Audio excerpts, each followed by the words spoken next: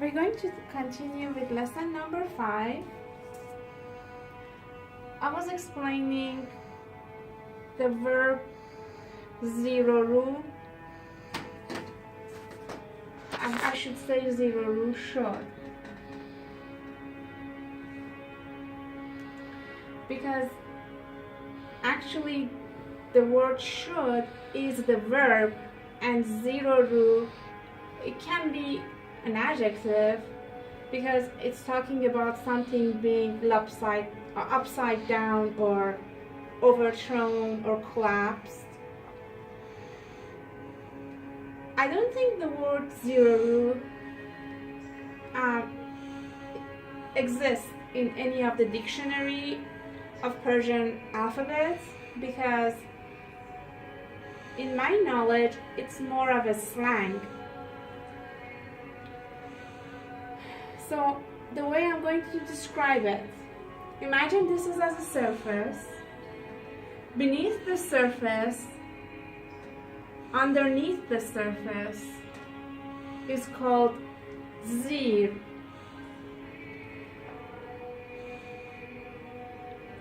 And ru is another way of saying face. But again, you will not find this in any dictionary, because in my opinion, that's another slang or another term that's more or less everyone knows, but it's not really an actual word. So ru is face. So face of something or surface of something, when they say zero-ru should, they first try to give you the depiction or the image of the beneath things, and when they say zero-ru, that means you flip this. So when the beneath or the underground will come to the surface, and the surface will go to the underground, it's actually the meaning of this world. That means overthrown or destruction. And when you talk about the verb should, that means it happened.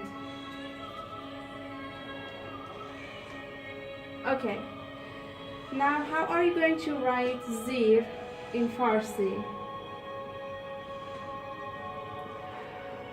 I'm writing 3i because I'm going to remind you that the sound E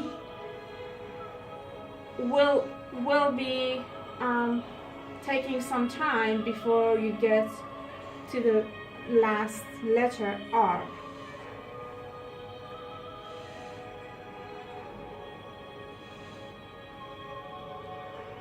The song is so beautiful. Okay, the letter Z in Farsi is like this. The other form of letter Z too, but I don't want to confuse you. Even if I teach only one way of this, the many forms that the letter Z can have in Farsi, you still can communicate with anyone that you like, because they're all going to sound the same. Even if in grammar, even if you write the word in a wrong alphabet, like instead of this Z in this world, if you use this kind of Z and you write the word with this form, which is the wrong way of using the letter Z, it is still, you're going to pass on whatever you're trying to say. It's not the end of the world. So don't worry about learning all different types. After all, this is all fun and game. So for this is the way the form Z will be written in Farsi. And in order for you to write these 3i, that's like sound like E. It's like when to me when the wheels of a car is screeching, they're making a sound like E. So that sound is again, I shouldn't do this because I'm going to confuse you. In Farsi alphabet is like this, E or E. So for the R letter in Farsi alphabet, you have this form. So as you see, the Z letter and the R letter are similar to each other, except the fact that it has a circle on top of it. So now all you have to do is attach these three forms. This is 1 unit, this is 2, and this is 3. These three forms together in order to write the word zir. So again, I told you about E before. When you want to write something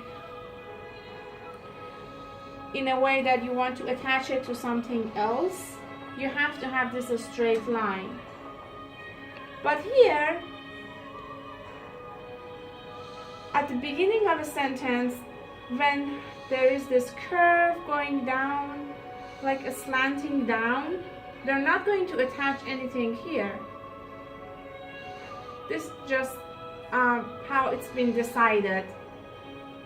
So you just leave the Z to it to be. And in order for this unit to be attached to this one, it has to have this straight line.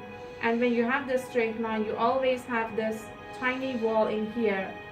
And because it sounds like E, it sounds like something very shallow. It's not a very high-pitched, that's not the right word.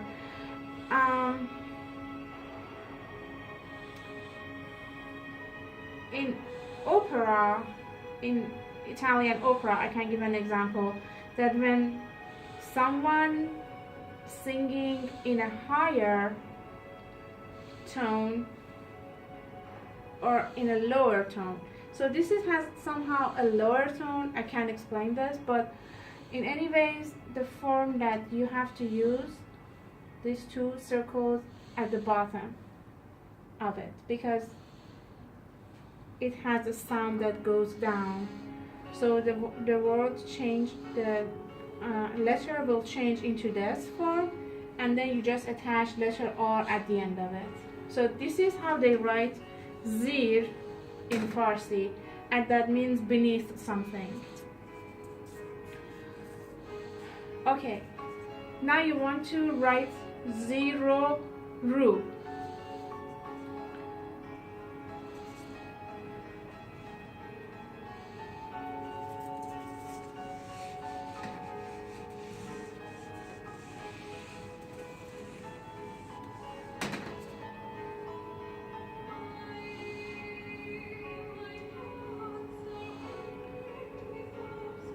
So there are two ways of writing this down. As I said, this word is not in any dictionary, so no one can say that I'm writing it wrong or right, because